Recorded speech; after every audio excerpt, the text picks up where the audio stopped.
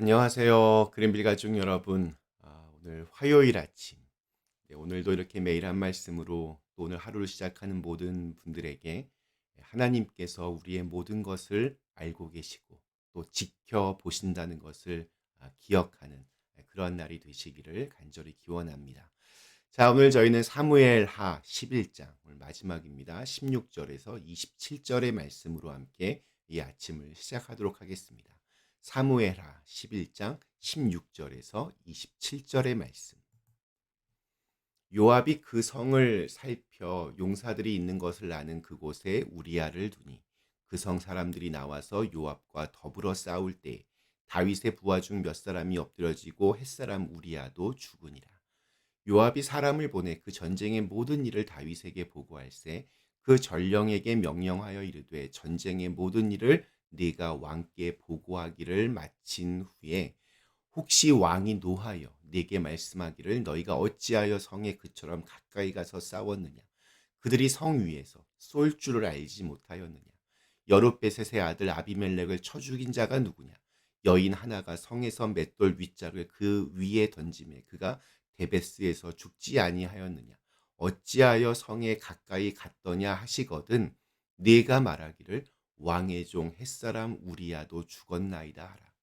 전령이 가서 다윗에게 이르러 요압이 그를 보낸 모든 일을 다윗에게 아뢰어 이르되 그 사람들이 우리보다 우세하여 우리를 향하여 들로 나오므로 우리가 그들을 쳐서 성문 어귀까지 미쳤더니 활 쏘는 자들이 성 위에서 왕의 부하들을 향하여 쏘매 왕의 부하 중 몇 사람이 죽고 왕의 종 햇사람 우리아도 죽었나이다 하니 다윗이 전령에게 이르되 너는 요압에게 이같이 말하기를 이 일로 걱정하지 말라.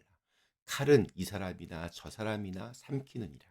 그 성을 향하여 더욱 힘써 싸워 함락시키라 하여 너는 그를 담대하게 하라 하니라.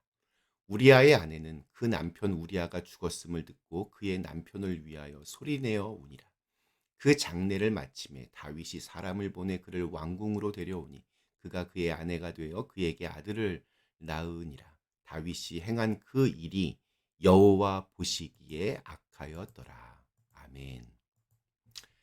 네, 우리 로마서 16장 19절에 아주 유명한 말씀이 하나 있습니다. 어떤 그 찬양의 제목으로도 쓰였는데 선한 데는 지혜롭고 악한 데는 미련하라.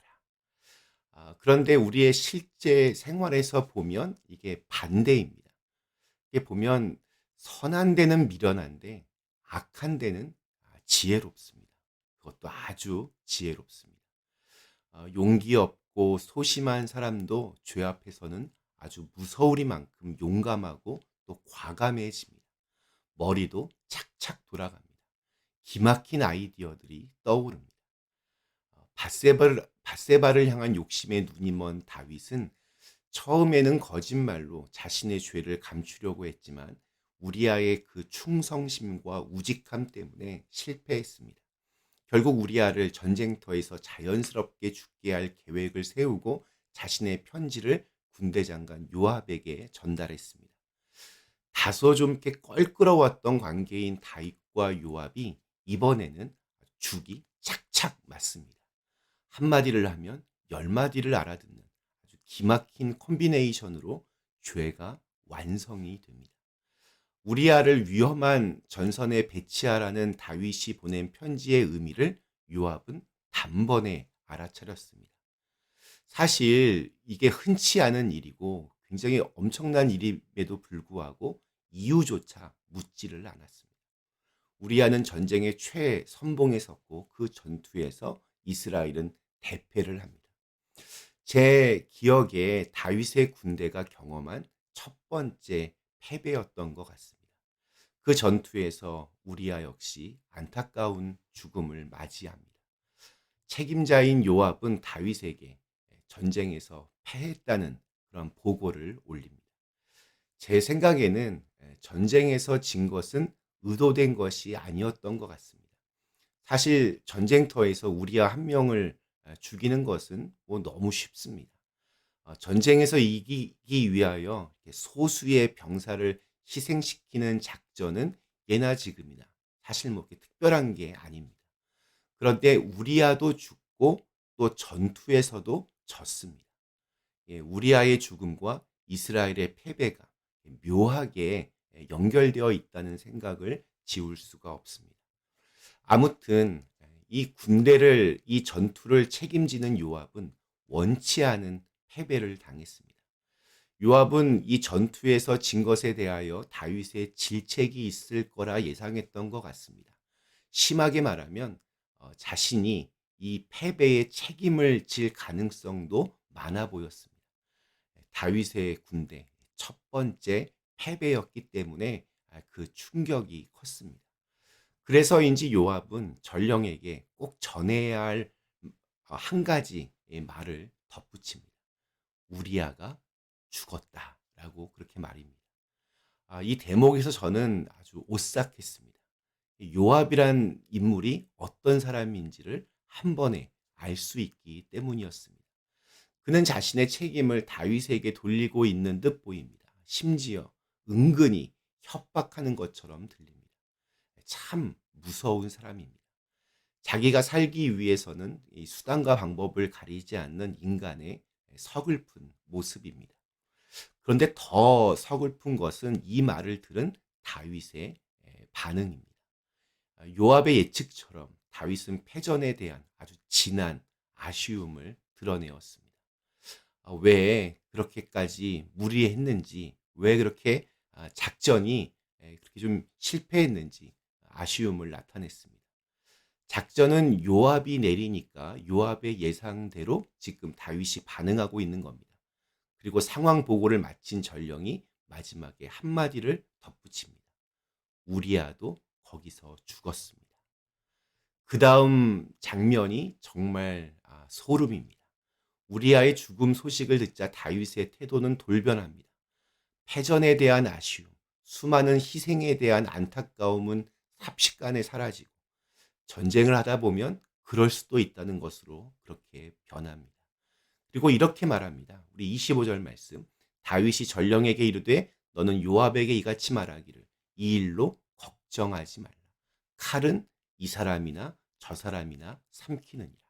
그 성을 향하여 더욱 힘써 싸워 함락시키라 하여 너는 그를 담대하게 하라 하니라. 요압에게 이딴 일로 용기를 잃지 말라라고 격려합니다. 만약 이 장면을 우리가 영화로 만들었다면 아마 다윗의 표정은 비열한 그 자체였을 거라고 상상이 됩니다. 하나님의 사람 다윗은 온데간데 없어졌습니다. 정의와 공의로 백성들을 다스리던 다윗도 없어졌습니다. 하나님의 이름을 위하여 전쟁에 나가 승리하고 모든 백성들을 위해 싸우던 다윗도 사라졌습니다. 자기의 죄를 감추기 위해서, 자기의 명예를 위해서, 자기의 욕망을 위해서 백성들의 생명을 해치는 것을 아무렇지도 않게 여기는 그런 악한 왕이 되었습니다. 죄가 가져온 아주 비참한 순간입니다. 다윗이 직접 우리아를 죽인 것은 아니었습니다. 요압도 직접 죽이지는 않았습니다. 그러니까 겉으로 보면 우리아는 다른 나라와 암몬과 장렬히 싸우다 죽은 것입니다. 그러나 너도 알고 나도 알고 우리 모두가 다 알고 있습니다. 우리아는 다윗이 죽인 것입니다.